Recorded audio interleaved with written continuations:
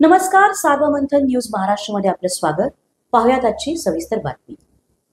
राहुरी येथे बस स्थानकात शेंगदाणे व चिक्की विकणारे अब्दुल बाबा मिया शेख वय वर्ष 65 या इसमाने आपल्या राहत्या घरातील पत्र्याच्या शेडला नायलॉन दोरीच्या सहाय्याने कुठल्या तरी निराशेतून गळफास घेऊन आत्महत्या केल्याची घटना उघडकीस आली.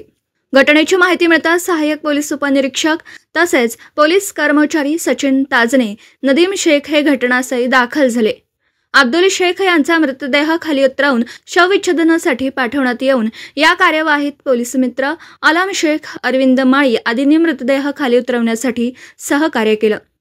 राहुरी बस स्थानक परिसरात खाद्यपदार्थ विक्री करून आपली उपजीविका चालवणाऱ्या या वृद्ध इसमाच्या आत्महत्येमुळे स्थानिकांमध्ये हळहळ व्यक्त केली जाते. घटनेमुळे परिसरात विविध चर्चांना उधाण आलं असून संबंधित अब्दुल या इसमाने कोणत्या कारणातून आत्महत्या केली याबाबत वेगवेगळ्या चर्चांना उधाण आलं. सार्वमंथन न्यूज महाराष्ट्र, राहुरी, अहिल्यानगर. सार्वमंथन न्यूज महाराष्ट्राला लाईक करा, शेअर करा, सबस्क्राईब करा.